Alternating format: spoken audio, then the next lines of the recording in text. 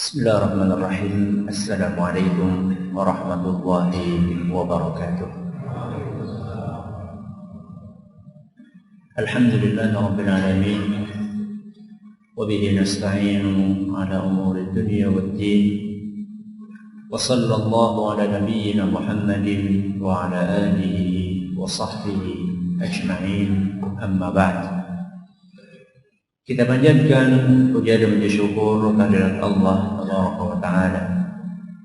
Pada kesempatan malam yang berbahagia kali ini, kita kembali diberi kekuatan, kesehatan, hidayah serta taufik dari Allah Jalla wa Ala, sehingga kita bisa kembali menghadiri pengajian rutin tafsir kita ini di Masjid Agung Darussalam Purbalingga. Kita berharap semoga Allah Tabaraka wa Ta'ala berkenan untuk melimpahkan kepada kita semuanya ilmu yang bermanfaat, sehingga bisa kita amalkan sebagai bekal untuk menghadap kepada Allah Jalla wa Ala. Amin ya Rabbal Alamin. Salam dan salam semoga senantiasa tercurahkan kepada junjungan kita Nabi besar Muhammad sallallahu alaihi wasallam, kepada para sahabatnya, keluarganya dan umatnya yang setia mengikuti tuntunannya hingga di akhir nanti. Seperti biasanya, sebelum kita memasuki materi pengajian kali ini, kita akan sedikit mengulang apa yang sudah kita pelajari pada pertemuan yang telah lalu. Saat itu kita membahas beberapa poin, di antaranya momen pembacaan surat Az-Zalzalah. Kapan kita disunnahkan untuk membaca surat ini secara spesifik? Kami bawakan sebuah hadis yang dinilai sahih oleh sebagian ulama,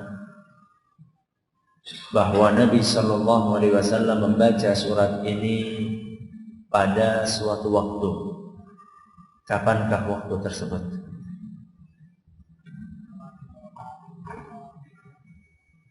Ulangi. Ya, di sholat 2 rakaat setelah sholat witir. Ya, bagus. Pertanyaan berikutnya, nah, tatkala kita membahas tentang jumlah ayat surat Az-Zalzalah, kita sampaikan bahwa para ulama berbeda pendapat mengenai jumlah ayatnya. Ada yang mengatakan 8 dan ada yang mengatakan 9. Pertanyaannya, kok bisa ulama berbeda pendapat? Ada yang berpendapat ayat apa?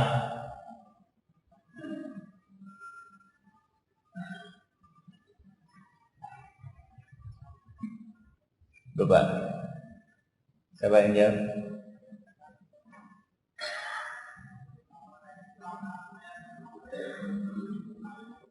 Ya, ayat yang ke-6, yauma idzi yasdurun nasu ashtata. Ada yang berhenti sampai di situ, dihitung 1 ayat.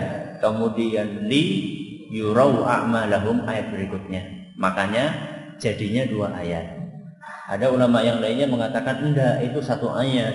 Yauma idzi yasdurun nasu ashtatan li yurau a'malahum, ini 1 ayat. Maka dari perbedaan inilah kemudian muncul, ada yang mengatakan 8, ada yang mengatakan berapa?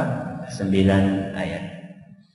Pertanyaan terakhir, kita sampaikan tafsir global surat Az-Zalzalah. Sebutkan 2 pembahasan pokok yang ada dalam surat Az-Zalzalah. Ya, bagus. Isinya ada 2. Yang pertama adalah tentang kondisi hari kiamat, kemudian yang kedua adalah tentang adanya penghisaban amalan berikut pembalasannya. Para hadirin sekalian yang kami hormati dan juga segenap pendengar Radio Insani di Purbalingga, Purwokerto, Banyumas, Banjarnegara, Cilacap dan sekitarnya. Para pendengar Radio Roja di Jakarta, di Bandung, di Lampung, dimanapun Anda berada. Para pendengar di 12 FM di Solo dan sekitarnya, radio kita di Cirebon, Radio Hikmah di Banyuwangi, serta para pemirsa UFIT TV dimanapun Anda berada. Pada malam hari ini kita akan memasuki inti dari pengajian kita, yaitu tafsir rinci dari surat Az-Zalzalah. Insya Allah malam ini kita akan membahas 3 ayat sekaligus, yaitu ayat yang pertama sampai yang ketiga. Idza zulzilatil ardu zilzalaha. Ketika bumi digoncangkan dengan goncangan yang hebat. Kata para ulama, zulzilatil ardu zilzalaha. Pengulangan kata zilzalaha di sini adalah untuk menggambarkan dahsyatnya goncangan tersebut. Jadi Allah Subhanahu wa taala di ayat ini bercerita tentang suasana pada hari kiamat. Kata sebagian pakar tafsir, Allah Subhanahu wa taala menyampaikan ini sebagai jawaban dari sebuah pertanyaan. Pertanyaan apa, Ustaz? Di mana ada orang yang bertanya, apa benar ada pembalasan amalan? Kapan itu? Kapan itu pembalasan amalannya? Dijawab sama Allah, idza zulzilatil ardu zilzalaha. Kapan wahai Muhammad bahwasanya akan ada penghisaban amalan, akan ada pembalasan amal? Jawabannya, ketika bumi digoncangkan dengan goncangan yang hebat. Berarti kapan itu? Kiamat. Kapan? Nah, di sini Allah Subhanahu wa taala tidak menjawab secara spesifik. Kapan hari kiamat? Tanggal berapa? Enggak dijawab sama Allah. Kenapa enggak dijawab? Rahasia dong. Nah, karena itu adalah rahasia yang tahu hanya Allah Subhanahu wa taala. Sebagaimana dijelaskan dalam Al-Qur'an surat Al-A'raf ayat 187. Dalam surat Al-A'raf ayat 187 Allah Subhanahu wa taala menegaskan, yas'alunaka 'anis sa'ati ayyana mursaha. Mereka bertanya kepadamu wahai Muhammad tentang hari kiamat, kapan akan terjadi? Jadi tentang penasaran tentang kapan terjadi hari kiamat itu dari dulu orang udah pada penasaran. Bukan cuma sekarang saja. Kapan hari kiamat wahai Muhammad? Qul innama ilmuha 'inda rabbih. Katakanlah wahai Muhammad kepada mereka bahwa kapan terjadinya hari kiamat yang tahu cuma siapa? Cuma Allah. La yujalliha liwaqtiha illa hu. Tidak ada seorang pun yang bisa menjelaskan kapan terjadinya kecuali hanya Allah.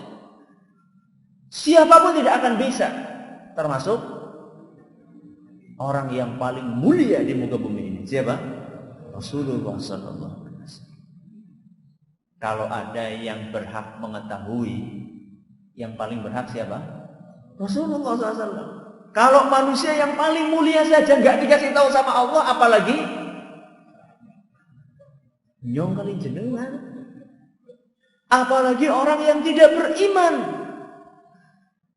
Makanya heran, yang namanya ramalan hari kiamat dari dulu sampai sekarang itu sudah belasan, bahkan mungkin puluhan. Ada yang mengatakan tanggal sekian, ada yang mengatakan tahun sekian.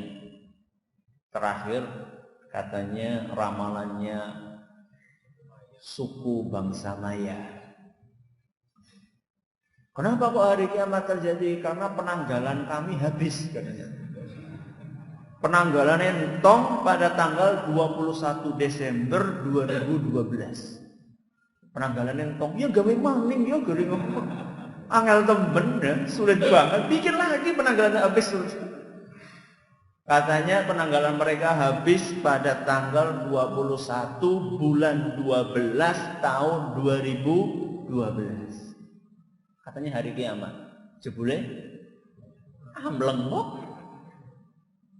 Dan itu kejadian bukan sekali, belasan puluhan kali sepanjang zaman. Yang aneh apa? Yang aneh kok masih ada yang percaya. Itu aneh. Masih ada yang percaya. Bahkan ada yang bikin sampan kayak sampannya Nabi Nuh di Tulungagung atau di mana gitu ya. Oh, ini ada Nabi Nuh baru nih dari Tulungagung ini.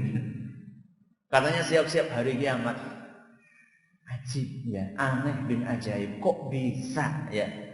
Ada di antara kaum muslimin yang masih percaya dengan ramalan seperti itu. Prinsip ya. Hari kiamat tidak ada yang tahu kecuali Allah. Itu prinsip. Berarti kalau masih ada kaum muslimin yang percaya, itu menunjukkan betapa akutnya apa? Ketidaktahuan atau kebodohan banyak kaum muslimin mengenai prinsip-prinsip agamanya mereka sendiri. Jadi di sini Allah Subhanahu wa taala tidak menjelaskan kapan, tapi dijelaskan sama Allah tanda-tandanya. Kapan akan ada penghisaban? Kata Allah, idza zulzilatil ardu zilzalah. Di ayat yang pertama ini Allah Subhanahu wa taala menandai kejadian hari kiamat dengan bergoncangnya bumi. Dan goncangannya tidak seperti gempa bumi yang paling tinggi skala Richternya yang ada di muka bumi. Tapi jauh lebih besar daripada itu. Makanya saking hebatnya goncangan itu sampai Allah Subhanahu wa taala menggambarkan efeknya kepada para manusia yang ada di muka bumi, sampai banyak atau hampir semuanya saat itu yang masih tersisa seperti orang yang mabuk. Pernah lihat orang mabuk? Belum. Saya pernah lihat ya, jalannya nggak tahu ya, kelimpungan jalannya, muter-muter nggak tahu mau kemana. Padahal para manusia tidak mabuk saat itu, tapi karena saking dahsyatnya, sampai para manusia yang ada di muka bumi saat itu yang tersisa, mereka berjalan di muka bumi kayak orang mabuk karena saking dahsyatnya goncangan tersebut. Allah jelaskan hal itu dalam surat Al-Hajj ayat 1-2. Dalam surat Al-Hajj ayat 1-2 Allah Subhanahu wa taala berfirman, ya ayyuhan nasu taqu rabbakum inna zalzalatas sa'ati syai'un 'azim. Wahai orang-orang yang beriman, takutlah kalian kepada Allah. Inna zalzalatas sa'ati syai'un 'azim. Sesungguhnya goncangan yang terjadi pada hari kiamat itu sangat hebat. Kemudian Allah bercerita di ayat yang kedua, efeknya kayak apa? Yauma tarawunaha tadhhalu kullu murdi'atin 'amma arda'at. Ketika bumi berguncang sedemikian dahsyatnya, para ibu yang sedang menyusui anaknya melemparkan dan tidak memedulikan anaknya lagi. Itu berarti sudah puncak. Berarti sudah puncak. Kalau sekedar gempa atau sekedar kebakaran, masih banyak ibu-ibu yang rela mengorbankan dirinya untuk melindungi anaknya. Makanya kan kejadian kebakaran ternyata ditemukan anaknya berada dalam dekapan ibunya. Saat itu yang dipikirkan anaknya. Padahal kondisinya kondisi yang sedemikian rupa, kebakaran besar, api besar, atau tenggelam, yang dipegang anaknya, tidak memikirkan keselamatan dirinya. Tapi nanti pada hari kiamat enggak. Anak itu dilemparkan sama ibunya yang sangat mencintai buah hatinya tersebut. Enggak cuma sampai di situ. Kata Allah Subhanahu wa taala, wa tada'u kullu dzati hamlin hamlaha. Dan wanita-wanita yang hamil saat itu semuanya keguguran. Bayi-bayi yang belum saatnya untuk lahir semuanya gugur. Karena saking takutnya mereka. Yang terakhir kata Allah, wa taran nasa sukara wa ma hum bisukara. Engkau akan melihat manusia saat itu seperti orang yang mabuk, padahal mereka tidak dalam keadaan mabuk. Kok bisa? Kata Allah Subhanahu wa taala, walakinna 'adzaballahi syadid. Tapi karena siksaan Allah saat itu sangat berat. Surat apa tadi? Al-Hajj ayat 1 sampai 2. Itu efeknya kepada para manusia. Terus efeknya kepada benda-benda yang di atasnya bagaimana Ustaz? Di atas bumi ada gunung, di atas bumi ada lautan, dan ada benda-benda yang lainnya. Apa efeknya Ustaz? Gunung-gunung oleh Allah Azza wa Jalla bukan hanya akan diletuskan, bukan, tapi oleh Allah Subhanahu wa taala akan dicabut semuanya. Kemudian dibenturkan dan dihancurkan habis. Kalau sekarang ada satu gunung batuk saja, pada mumet muk geger pada gawe jangan gandul. Ibu jajal gue pada gawe jangan gandul apa ora, Bu? Jadi nggo ganduli Gunung Slamet beneran jebluk jare. Ustaz berarti haram Ustaz mangan jangan gandul? Ya ora haram, tergantung niate. Gak ada hubungannya antara Gunung Slamet sama jangan gandul. Ya. Yang ada adalah berdoa kepada Allah Subhanahu wa taala. Intermezzo. Beberapa saat yang lalu kan gudang amunisi angkatan laut kita meledak. Yang meledak bukan satu peluru, yang meledak apa? Gudang. Isinya sekian entah berapa ton atau apa peluru amunisi. Korban yang meninggal saat itu 2 orang katanya. Kemudian yang luka-luka ada sekitar 80-an. Macam-macam. Yang luka-luka ada yang kakinya putus. Gimana nggak putus? Bukan kebakar, kejatuhan selongsong peluru. Selongsong pelurunya bukan segini, tapi selongsong peluru yang segini. Jadi ketika meledak, terbang itu selongsongnya sampai yang paling jauh itu sampai jarak 1 kilo. Nah itu ada yang kejatuhan itu di kakinya. Ya sudah, amputasi. Ada yang sampai sekarang masih koma. Satu yang saat itu berada di lokasi, di TKP, yang luka cuma sedikit, orang yang lagi sholat duha. Itu sekitar jam 10 berapa, lagi sholat duha. Dilindungi sama Allah, cuma kena pecahan apa? Kaca. Cuma sedikit mungkin dijahit gitu, sembuh. Orang kalau berpikir, melihat, seharusnya dia itu akan mengambil pelajaran. Oh berarti bencana itu kita akan dilindungi sama Allah kalau kita taat beribadah. Gawe jangan gandul orang sholat yang berbaik. Ya? Sholat beribadah kepada Allah, berpuasa, memohon, itu yang akan dilindungi sama Allah Subhanahu wa taala. Jadi diceritakan bahwasanya gunung-gunung itu akan pada dicabut oleh Allah Subhanahu wa taala.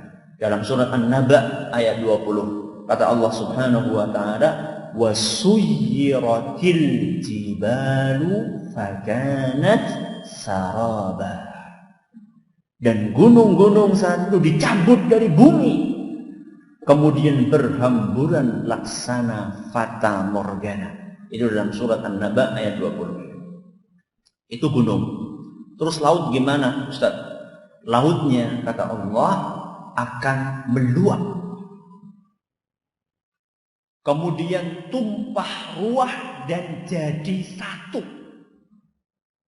Jadi laut semuanya jadi satu. Itu Allah jelaskan dalam surat Al-Infitar ayat 3. Kata Allah Subhanahu wa taala, "Wa idzal biharu fujjirat." Ingatlah ketika air laut itu membludak dan menghancurkan sekelilingnya. Kok bisa bludak Ustaz? Ya karena digoyang. Misalnya kita bawa air nih, ini kalau saya goyang dengan kencang, itu akan apa? Akan tumpah. Nggak usah dipraktekkan. Nanti kertasnya basah. Jadi sangat wajar seandainya air itu kemudian tumpah ruah karena digoyang sama Allah dengan sedemikian dahsyatnya. Itu efeknya. Berarti itu efek manusianya tadi udah kita jelaskan. Kemudian gunungnya, lautnya. Yang belum kita jelaskan apanya? Buminya. Buminya yang digoncangkan sama Allah, efeknya seperti apa? Efeknya bumi itu akan terbelah-belah. Akan terbuka, bumi itu mengalah. Sampai di situ enggak, isinya akan pada muntah. Dan itu Allah jelaskan dalam ayat yang kedua dari surat Az-Zalzalah. Apa bunyinya?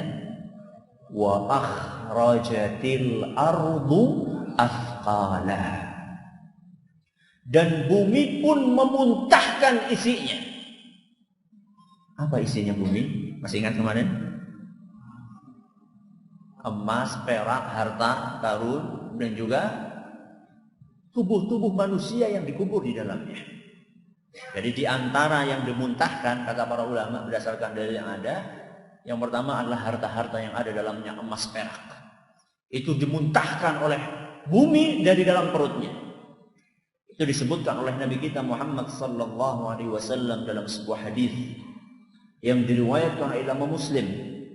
Hadisnya sahih. Kata Nabi sallallahu alaihi wasallam, "Taqiul ardu afladha kabidha amsal al-ustuwani min adh-dhahabi wal fiddah."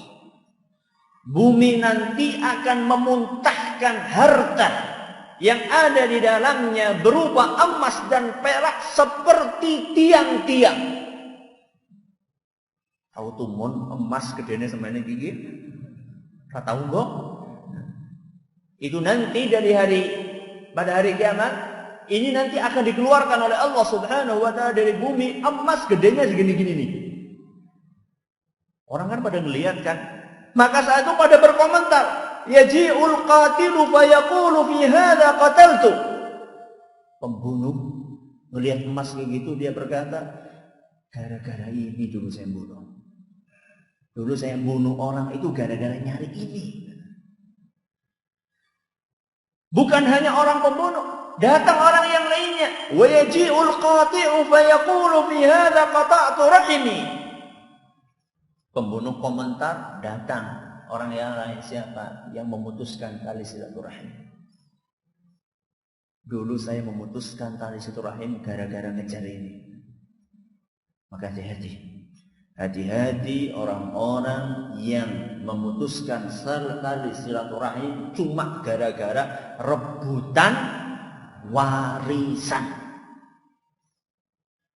Yang itu harganya di sisi Allah Subhanahu wa taala tidak lebih berharga dibandingkan sayap seekor nyamuk.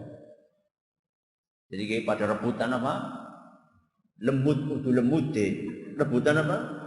Suwiwine rebutan sayapnya nyamuk. Sampai bapak, sampai kakak tidak mau salam kepada adiknya. Sampai Pak D tidak mau menegur keponakannya. Sampai adik kandung tidak mau mengucapkan atau berkunjung kepada kakak kandungnya sendiri. Gara-gara rebutan sayap seekor nyamuk. Nanti pada hari kiamat dia mengatakan, oh gara-gara ini saya dulu memutuskan tali silaturahim.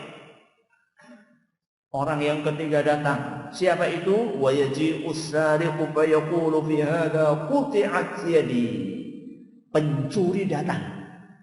Wah, gara-gara ini juga tangan saya dipotong. Jadi semuanya lalu pada menyesal. Kira-kira pencuri ada nggak bisa nyuri emas sebesar ini? Nggak ada. Paling Olia bilang sadar jepit. Paling dapatnya berapa mah? Ya. Itu nanti akan berhamburan di hadapan dia, kata Nabi SAW. Thumma yada'unahu fala ya'khuduna minhu syai'a. Saat itu semuanya tadi, ada yang maling, ada yang pembunuh, ada yang memutuskan tali silaturahim, semuanya mereka meninggalkan emas itu di hadapan dia dan tidak mengambil sedikit pun. Hadis riwayat Muslim. Jadi ini yang dimuntahkan. Yang pertama apa? Harta yang terpendam di dalam bumi berupa emas dan perak.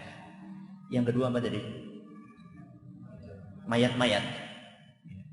Mayat-mayat termasuk isinya bumi yang akan dimuntahkan oleh bumi dari perutnya, dan mayat-mayat itu akan dikeluarkan, kata Imam At-Tabari, dalam keadaan hidup. Mati keluar sudah pada apa? Pada hidup. Dan itu banyak dijelaskan dalam ayat Al-Quran. Antara lain dalam sebuah ayat yang tadi saya baca di rakaat yang kedua. Surat apa tadi? Al-Adiyat. Surat Al-Adiyat.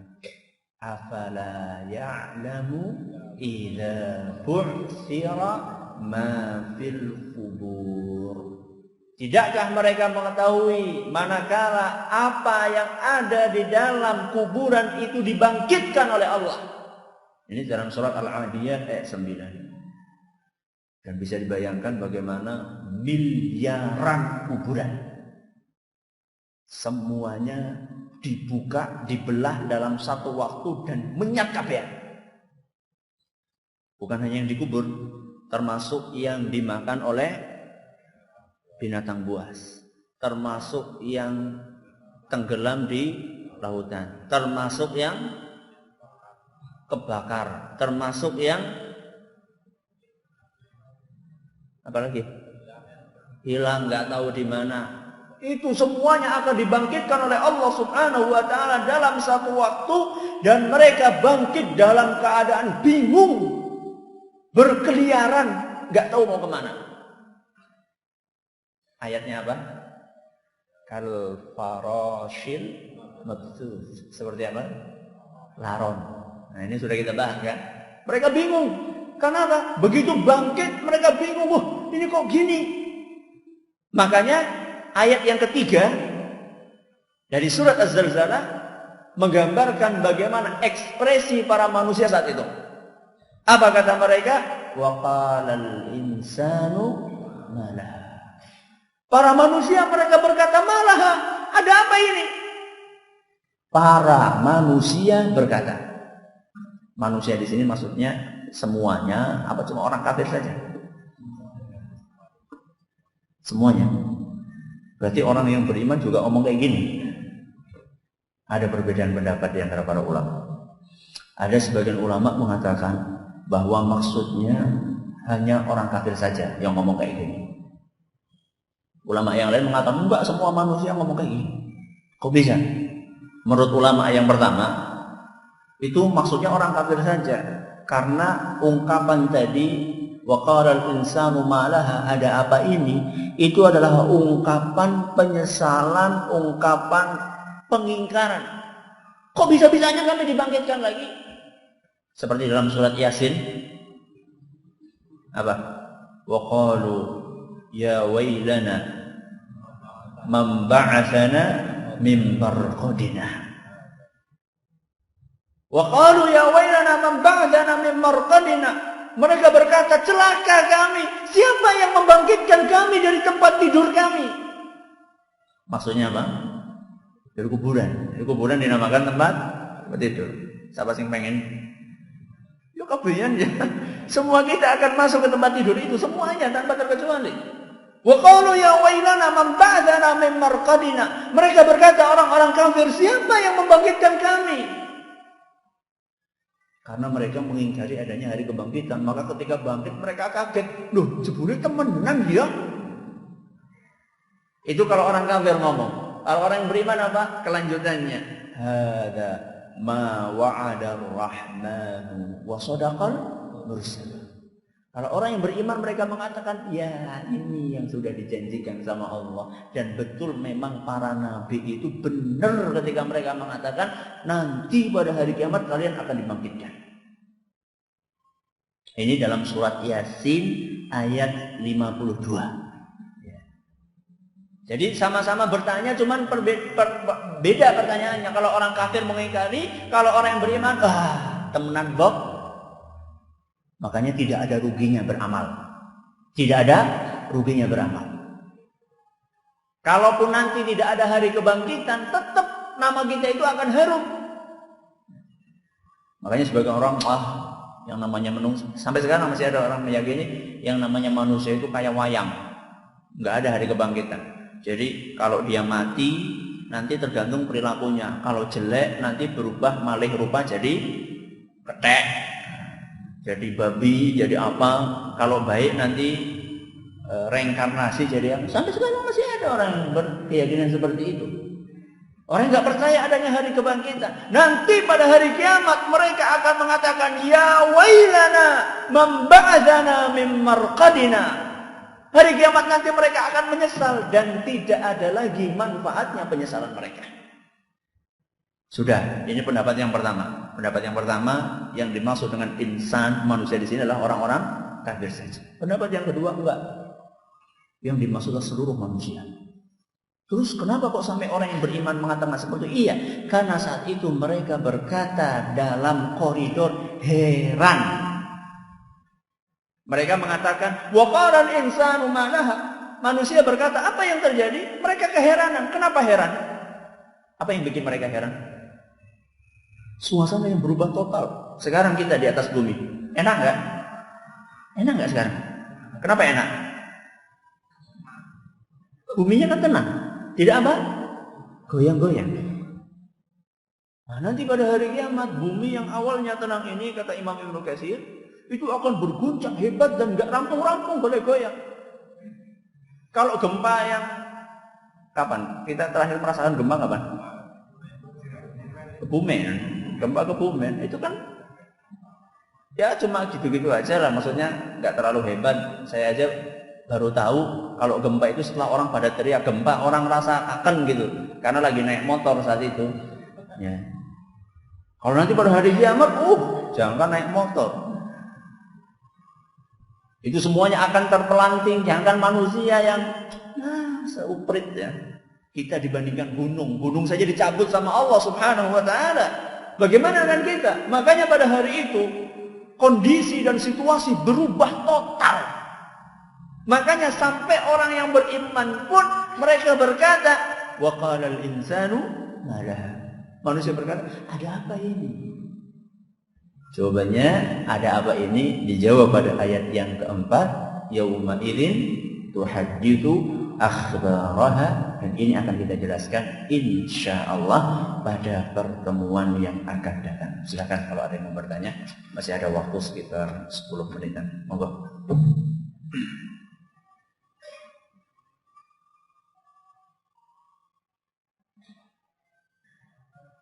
Ya.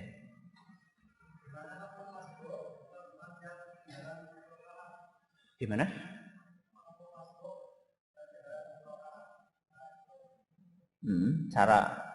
Cara melengkapinya gitu. Ya. Makmum yang nasbuk, kalau ketinggalan 1 rakaat, cara melengkapinya bagaimana? Menambah 1 rakaat setelah imamnya salam. Ini padahal kelihatannya gampang atau sudah maklum ya. Ada sebagian orang saya perhatikan nyaurnya yang 1 kurang itu ketika imamnya lagi duduk tahiyat akhir. Jadi begitu imamnya tahiyat akhir, dia bangkit nambah 1 rakaat cepet-cepet supaya bareng salam. Ini kangen gue. Ya. Nggak tahu itu sumbernya dari mana, tapi yang diajarkan sama Rasul sallallahu alaihi wasallam adalah nambahnya setelah imam salam.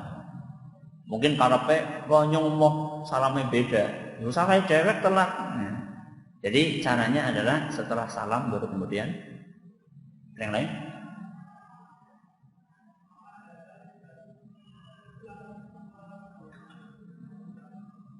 Apakah Dajjal sudah keluar?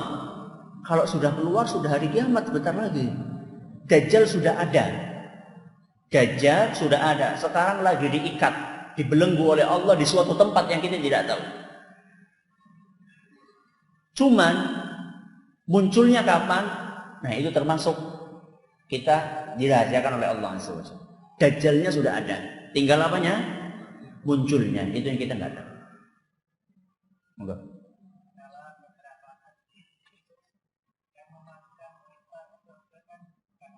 Ya.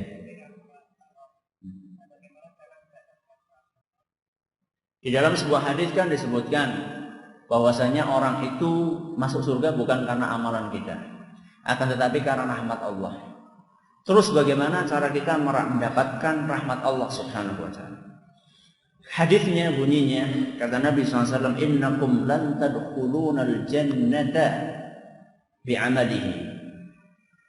Atau kama qala SAW, sesungguhnya kalian tidak akan masuk surga dengan amalannya. Para sahabat bertanya, wala anta ya Rasulullah, sekalipun engkau wahai Rasul.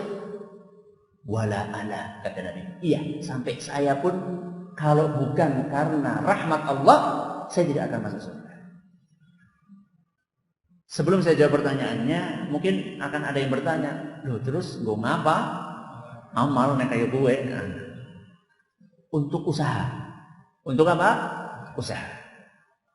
Sebagai bentuk usaha kita untuk mencari harga beli surga. Karena Allah Subhanahu wa taala menjual surga. Dan surga itu mahal. Kalau kita cuma mengandalkan amal ibadah kita yang banyak kekurangannya, sholat. Berapa tahun sholat? Berapa tahun? Anu sing sewidak tahun kok sholatnya. Coba tanya, khusyuk berapa kali? Selama 60 tahun. Berarti kan sholatnya kualitasnya gimana? Bisa nggak buat beli surga?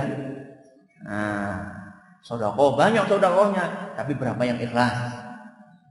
Nah, haji sudah 7 kali, tapi pamer apa tidak? Nah, ini kan amal-amalan yang serba kekurangan ini bisa nggak untuk beli surga? Kalau buat usaha bagus, tapi kalau untuk beli surga nggak ngejar, orang ngoyok, ya. Karena surga itu terlalu mahal, makanya disuplai, dibantu dengan rahmatnya siapa? Allah Subhanahu wa taala. Supaya kita dapat rahmatnya Allah bagaimana? Usaha. Nah, tadi kembali kepada apa? Amalan tadi. Berusaha beramal. Menunjukkan apa? Menunjukkan keseriusan kita. Jadi Allah Subhanahu wa taala akan melihat kita serius gak pengen beli surga. Jangan serius gak sih mau beli rumah? Ya serius ya, duitnya ini yang kok baik lah. Itu namanya gak serius, serius tuh nabung. Kemudian nanti akan dikasih bonus sama mertuanya, kita tambahin dia. Umay regane pira? 80 juta. Nabungnya oleh pira? Wis oleh 10 juta. Nah, ya lumayan ana usahane lah. Nabungnya oleh pira? Nembe 100.000 kudu nabung jenengane. Serius. Jadi ketika kita beramal, kita serius menunjukkan itikat baik kita pengen surga. Orang yang serius itulah kemudian yang akan mendapatkan rahmat dari siapa? Allah Subhanahu wa taala. Yang lain?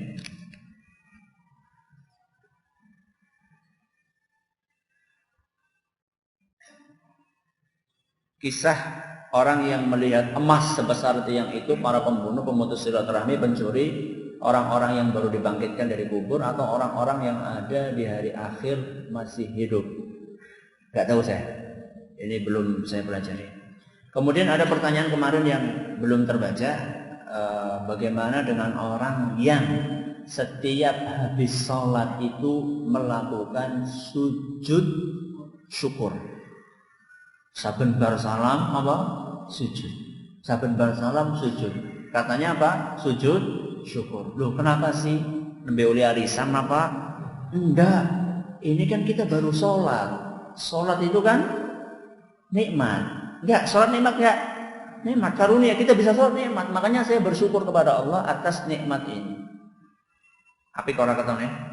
Ketone api. Tapi Para ulama menjelaskan seperti Imam Nawawi dalam kitabnya Al-Adhkar bahwa sujud syukur itu disyariatkan ketika kita mendapatkan nikmat yang besar, kemudian sifatnya itu temporer. Bukan nikmat yang apa? Yang rutin. Bukan nikmat yang rutin. Jadi nikmat misalnya kayak tadi, ketiban duren badannya. Ya, maksudnya dapat rezeki apa? Nomplok, anaknya lulus, kemudian apalagi diterima jadi pegawai misalnya, ya macam-macam lah gitu. Yang bujangan menemui gadis pujaannya, sujud syukur. Ya. Nah itu nikmat-nikmat yang sifatnya temporer dan apa ya, istimewa. Tapi kalau yang nikmat rutin itu tidak disyariatkan untuk sujud syukur. Kenapa? Karena nanti setiap detik jenengan harus sujud syukur. Kenapa? Ambekan. Ambekan. Itu nikmat atau bukan? Saya belilah ambekan yang jenengan. Mau nggak? Saya beli semenit sini saya beli 1 juta. Nggak mau. Kenapa? Mati. Makanya kalau misalnya mau konsekuen, ya, mau serius mengamalkan setiap ada nikmat sujud syukur, berarti jenengan orang bakal bisa melaku. Ambekan sujud nani. Ya, jadi sujud syukur itu disyariatkan kapan? Ketika mendapatkan nikmat yang besar, kemudian sifatnya temporer. Ini dulu, enggak.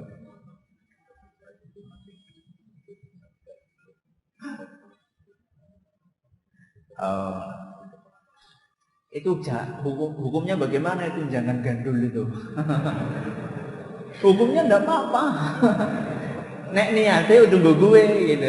Jadi hukumnya enggak apa-apa, jangan gandul enggak apa-apa. Kalau niatnya bukan untuk itu tadi. Nah, kalau yang jadi masalah kalau niatnya untuk itu bagaimana hukumnya? Kalau niatnya adalah untuk tadi itu supaya dihindarkan dari letusan gunung Merapi. Kalau misalnya ada 2 kondisi. Kalau misalnya dia meyakini bahwa jangan gandul itulah yang akan melindungi dia tanpa adanya campur tangan Allah, maka ini tidak diragukan termasuk syirik akbar, syirik besar. Kalau sampai dia meyakini jangan gandul gue, nanti ketika gunung meletus gawe apa, jangan gandulnya pada menyatu, kemudian lindungi kita, nggak tanpa campur tangan Allah, kalau itu termasuk syirik akbar.